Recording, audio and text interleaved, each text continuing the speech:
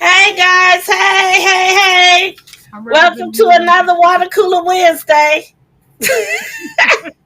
You showing off your earrings? Yes, I'm representing Motherland today. I see.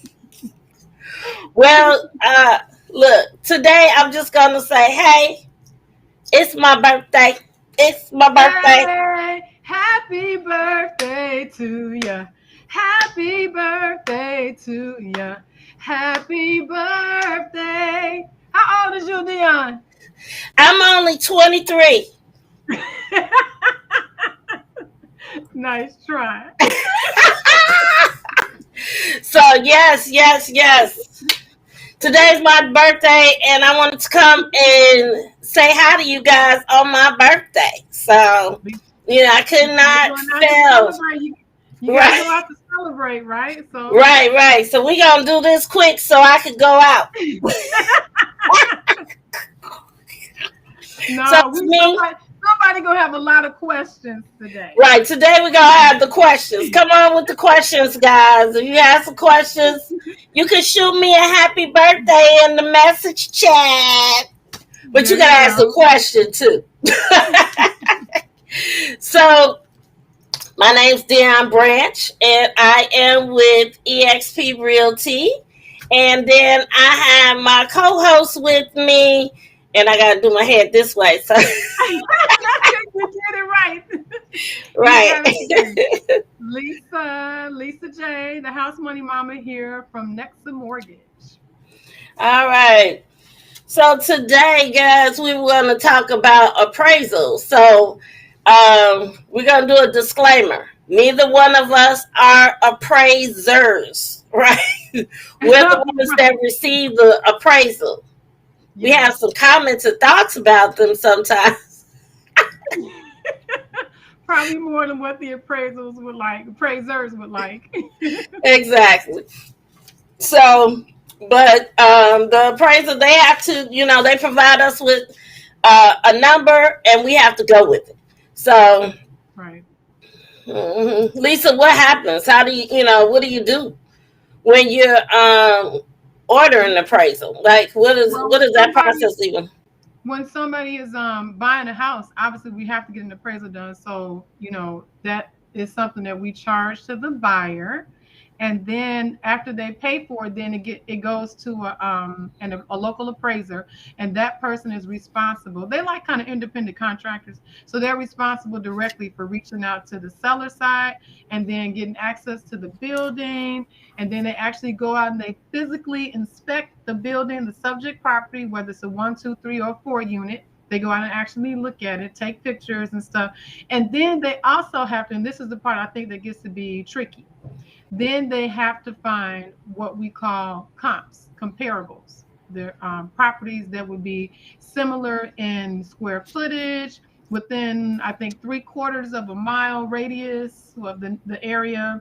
Usually about the same amount of bedrooms and things like that, bathrooms, whatever. They want to look for something that's very similar to the property that they actually are appraising. And then they come back to us with a report with an opinion of value. Right. And they tell us what they think that the house is worth based upon like the houses in the area, how much they're selling for. And I'm pretty sure, I'm not an appraiser, but I'm pretty sure they use sold as well as currently active listings On the for market. Mm-hmm. how they actually determine the value. So Right. that's pretty much what happens with the appraisal, excuse me. But then what's been kind of, I think, difficult in this market is when the appraiser comes back and the agreed upon contract price doesn't match the appraised value. Yeah. So we got all these buyers, here trying to buy a house, more buyers, sellers, right? And so Yeah. people are overbidding for a house so that they could win. And then us on the seller side is like, yeah. Like, I'm gonna take the house, knowing my house isn't worth 30,000 more.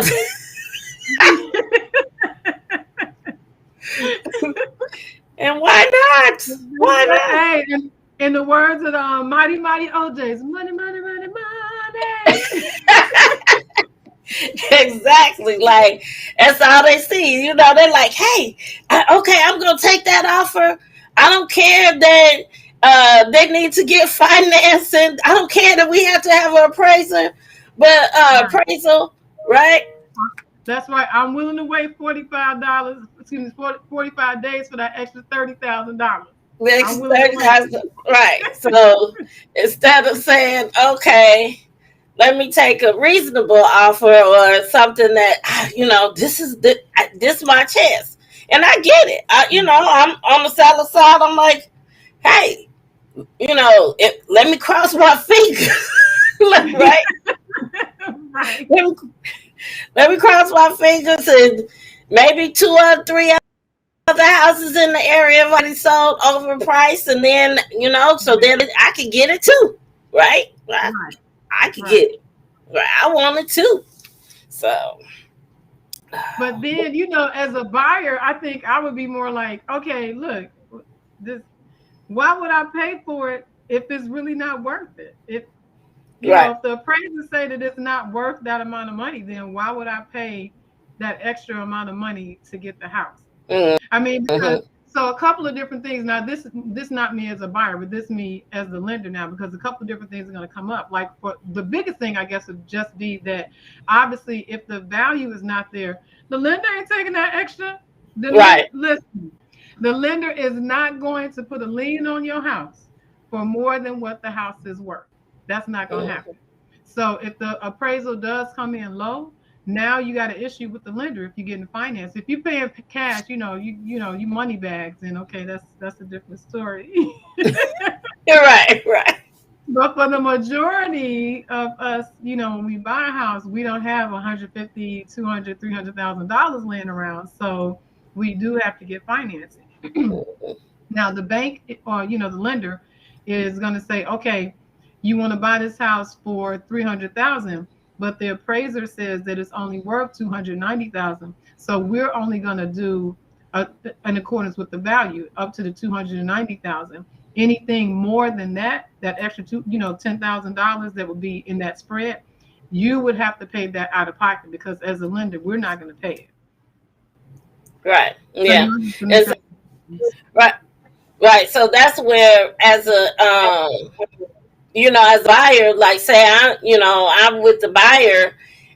We have you have a choice. You go back to the seller and say, hey, this is the value. I'm not going to pay anymore. Or like Lisa said, you got to come out your pocket with that extra 20,000. Mhm. I don't know. Some of my friends, roll like that. Right. You got all them well-to-do girls. Right, right, right, right. My sorors, they got it. Yeah, Right. they got it. Y'all know y'all got it. Quit playing. Right, right.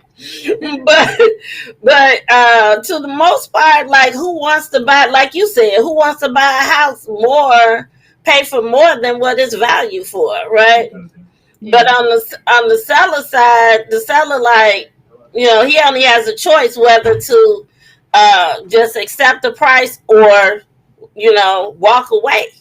Right. Right. So Or that, y'all meet somewhere in the middle. Like yeah.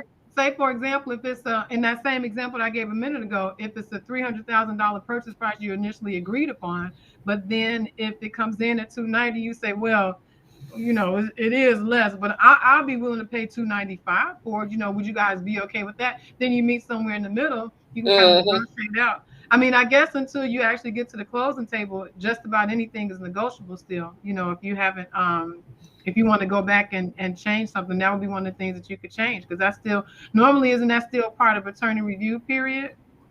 Well, the attorney review period sometimes ends before the appraisal takes place, but Mhm. they still, once the appraisal comes back under the asking, under the offer price, then that Yeah. still comes up as a conversation that you're still able to negotiate at that point. Okay. Yeah, Hmm. sounds good. So that would make sense for you to be able to do that.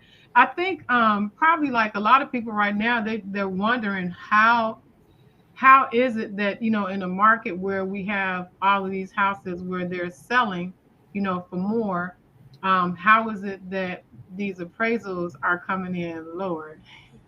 Like, why? Why are they lower? Um, Yeah. and I think So a couple different reasons why, something like that could happen. So we have to give time for things to take place. Just like right now, everybody's, we live in a society where everybody expects things to be instantaneous. It needs to happen now, like right now, like that commercial. It's my money and I want it now. now, right? Give it to me now. Right. Right.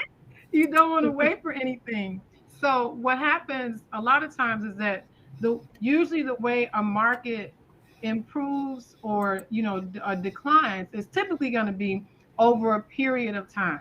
So like for example, last year we started seeing people bidding over way over, to be able to be competitive and get the house that they wanted and stuff like that. So I think we had even more lower valued appraisals last year, um, because the market still has not really had a sufficient amount of time to catch up. When appraisers go out and they look at those houses, they have to take into consideration what has sold. What Right. has sold in the area recently that would be able to substantiate. You can't just say, okay, somebody's asking for this amount, because just because they ask for that amount, that doesn't necessarily mean they're going to get it. It just Right. means that's what they want to get for. Sometimes houses go on the market and they can end up selling for $10,000, $15,000 less, than what they initially asked for. So when the appraisers are looking at it, they're actually going to have to, kind of wait out, what a house is actually sold for that's comparable to the house that they're currently appraising. So I think that's part of what happens, is because even though we have had some houses that have, sold for higher, but we don't have enough yet to say, okay, every house in America is worth more money now. Right. Yeah. And so I think so what we've seen is some neighborhoods have increased, and so their value has increased great. So even if you're just a homeowner and you see a lot of homes selling in your area, your equity actually increased too. Right. So that's Yeah. a good thing, right? Because now, maybe you want to take out a loan and fix up your house or something. You definitely could do that and, refinance. I got And you. I got right, you. House money mama do refinances. I got you. right. Exactly. So now I was gonna say Lisa can take care of that. So so it is a good thing, but like you said, like everything isn't there. So some appraisals have actually come to value. Like, okay, as a buyer, the buyer has the buyer has sorry, the buyer has put an offer down, and they put it 20, 20, 30,000, 20, let's say 20,000 over the value. And then they came back and they're saying, they're praised out. And then they go, oh, excuse my dogs, yeah. We had one, but now we got two. So, but, but, Okay, right. hey, brothers. Right. Okay, I'm sorry. So, there's the other. So basically, what has happened is that now some buyers are upset. I didn't think the house would appraise out. Why did it appraise out? You're like, well, other homes in the area have actually appraised for that, sold for over the asking price. So now it is an actual price, that he could Okay, actually yeah. get the house. Is that a thing? Yes, now that's actually a thing. Right. So right. So even as a buyer and you're, overbidding, you have to be ready to pay for that price that Mhm. that you put. So a house could appraise out, and sometimes it's not. But you know, there's no science behind the appraisals, and and they say they do a video with an appraiser that, and so check out our past videos so he can talk about it. But That's sometimes true. on the other end, we have to watch, be a little careful. Yeah. And so there's some other things that can happen, because let's just be honest. That, like any industry, there's various different levels of expertise for people that are coming out. You don't know who you're getting. It's like, for us, the way that they do us now, we have to use something called AMCs. And AMC stands for Appraisal Management Company. And that company has contracted various different appraisers. Everybody has to be licensed by the state, so they're all licensed. But you could get an appraiser that's been doing appraisals for the past 30 years, or you can get one that just started, 6 months ago. And the reality is, as we all know, when somebody is more experienced, they will do things differently or understand things on a different level than somebody who is just coming in. So unfortunately, I mean, I think it's realistic to say that that's something that could happen. It's a Right. possibility. You could get somebody who's a less experienced appraiser, and they don't understand the dynamics of the neighborhood, or they don't fully take into account or properly weighed out some of the other different factors that might play into excuse me, a an appraised value. So I mean, I just think it's possible that could happen. I'm not saying that that's what it is in your particular case. If somebody's watching this and say, that's what I don't know, but Right. the reality is, it's possible. It It's is possible. possible. Right. Right. Yeah, that can sometimes happen. So, and then I think we kind of hit on this a little bit too. What you were saying, Dion, is that when the seller see all this money coming, they're like, yeah, bring it on, bring it on. So realistically, what they're really doing is they're overpricing the house from the beginning, you know, because they're saying, okay, Well, sometimes it's not as like as a realtor. I would say as the realtor's responsibility is do the comps and see. So a realtor yeah, may have done the comps to see which is a process that's very similar to what the appraiser is supposed to do.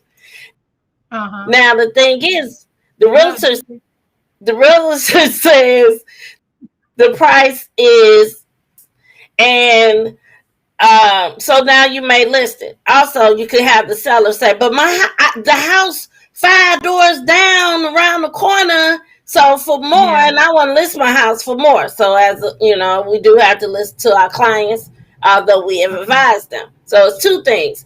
The first, the agent could have listed it correctly, but you had so many uh, buyers out here that they're overbidding. So it's like, okay, I'm gonna accept the correct one. But the other party is true. You can have a seller that says, but I want mine just like the guy around the corner down the street that's yeah, in a whole nother neighborhood. Right. right. Different subdivision, Right. Oh my, More than a half a mile away. So those are the things that we look like as a realtor. I look at a half a mile away houses similar to it to determine what your property of your house should sell for. So that's called a market analysis, and we're supposed to do that when we're selling, when we're listing a home. So right. but Yeah, absolutely. So, so what do you think? What do you think people should do? Like, as a realtor, what do you think that people should do to be able to kind of deal with this problem or this potential issue? If yeah, you're from the talk about it from the seller side. Like, I usually tell the buyers, a low appraisal is not necessarily a bad thing, because if if you think about it, hey, this is the same house that you was willing to pay more for, and now it's coming in with a lower value, so maybe that'll give you some leverage to be able to get it for a lower price, kind of like a sale. So yeah. right. So what was your question? What did you ask me? So, so I was just saying, what from your position, what do you think that a person could do, particularly a seller? How should a seller be prepared? Like, so let's just say I'm getting ready to list my house. I want to sell my house. And I want you to advise me about the market and about these low appraisals and things like I that. Like, say first listen to your realtor. Because if you have a good realtor, the realtor is doing the comps and he's doing the market analysis and determining what your price of your house should be. So mm-hmm. now, as a realtor, we're there to guide you. Your decision, you have the final decision, but we're telling you, we're suggesting or guiding you through the process to make sure that you Yeah. know that, okay, so even to say, from one, the first thing is I'm going to do a market analysis and I'm going to let you know, okay, I believe your house should sell for this amount, right? Now Mm-hmm. we've got it. I've sold your house in 5 days. I've got, 20 offers on the table. Let's look and see what's the best offer, right? It How you might, determine what's the best offer? It's so because I would think the best offer is just whoever giving you the most. That's the best. Look, I'm the seller now, right? That's the best offer to me. You said 50, right, can I hear 75, 75, can I hear 85, can I hear 90? right, right. Right. There's a video about an apple. Right. So it's definitely the best video. Like right, we're auctioning off this hand sanitizer. $5, $5. Right, right. So yeah, for you feel like the the most money is the best offer. But can that most money close? Let's look Mm, at who are the lenders that the people are working with. What kind of financing do they have? Do they have FHA conventional? And all of it's great. We're not saying that want one or the other, but mm, sometimes now there's a couple of different lenders that are actually approvals all the way, taking a person all the way to approval. So you could close in 10 days. So, and Lisa knows about a lot of the different type of approvals and things. And so, to me, I would say maybe somebody has offered 20,000 more, but maybe somebody else has a better loan or better able to finance more quicker. There's a lot of different factors that you look at. You also look at mm. credit. Some people want a credit, right? So Yeah, that's true. right, so maybe so as a realtor, my position is to help my clients make the best decision, and sometimes it's not the most price, right? 20,000 over, it'd be great, but maybe that's not the Yes, right it one. would. Right, right. You might if you watching the market, you might see a lot of houses coming actually back on the market.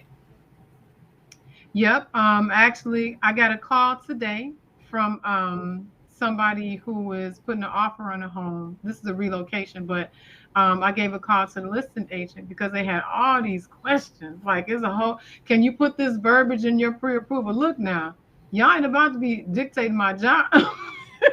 Right, but but I mean, I understand. When things are chaotic, people are overcome by fear. right. Nobody wants to let their customer down.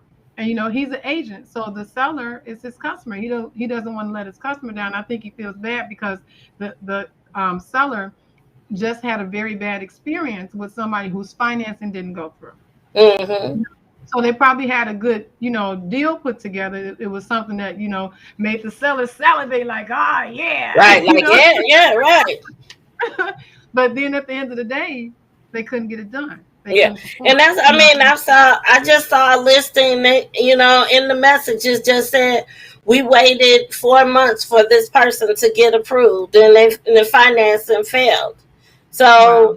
So 4 months took them out of the market, the normal market time. Now you're in a Yeah. different time, A whole um, different market. Yeah. Because that was summer. right? Now we're in the fall. Yeah. Right now we're in the fall, so those are definitely some things I have had clients that actually had a couple of offers that we've accepted, and people people got actually all the way to closing and said, no, I'm nervous, I'm scared, I don't want to do it, backed out of the deal, like different things. So Wow.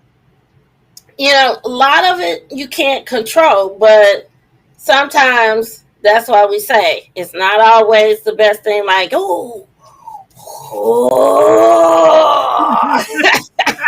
20 over, 20 over, give me 20, give me 20, give me 20, give me 20, right? Right. So That it's not number the right best. there. Right? It's not the best. Uh, so we'll see. But I think in the long run, um, when you're selling your home, listen to your agent. When you're buying a home, listen to your agent. Yeah. That's what we're here for. And your lender, and definitely because she can help you as far as making the best choice as well too. Yep. I know a little bit of something. All right, guys, it's my birthday. You know, Gotta go. she didn't mention that before, did she?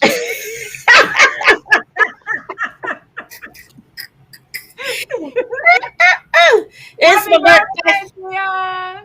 Thank you, thank you, thank you. I'm about to go out, join with my family. Hold on, So brought a party, had one of those I things, know, right? Yeah. I Right. didn't know. I didn't Well, know. it was another great Wednesday. Peace Thank out. you all. Thank Peace. you. Yeah. Y'all have a good night. Good night, everybody.